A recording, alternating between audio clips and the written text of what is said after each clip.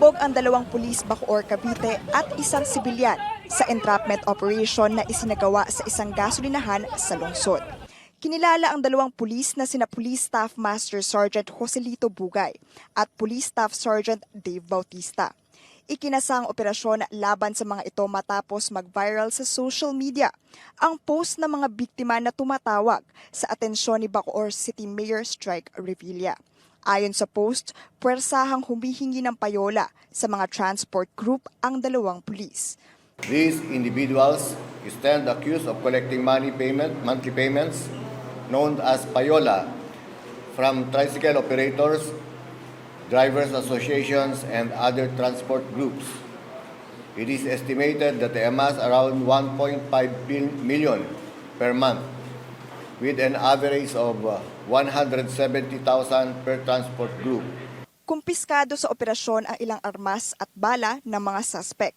Patong-patong na reklamo rin ang haharapin ng mga ito. Criminal complaints will be filed against them, including robbery charges or violation of Article 294, Paragraph 5 of the Revised Penal Code, illegal possession of firearms, and violation of the Omnibus Election Code. Hindi rin ligtas sa pagkasibak ang hepe ng Bacoor Police dahil sa umiiral na one-strike policy. Pinaghanap naman ang isa pang itinuturong sangkot sa pangungutong, ang superior ng 2 pulis na kinilalang si Edralyn Gawaran, hepe ng Bacoor Traffic Management Department na ayon sa viral post ay dating board member at mismong si Mayor Revilla ang nagtalaga sa posisyon. Aminado ang pamunuan ng PNP na hindi madali ang pag-aresto sa kanilang mga kabaro, pero kailangan daw paigtingin pa ang paglilinis sa kanilang hanay.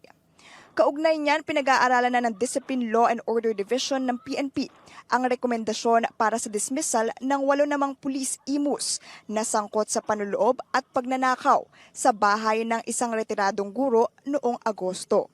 Habang ang mga pulis naman ang nabotas na sangkot sa pagkamatay ng binatilyong si Jemboy Baltasar ay tuluyan ng sinibak ng PNP National Capital Region. Chrissy De Matulak, CNN Philippines.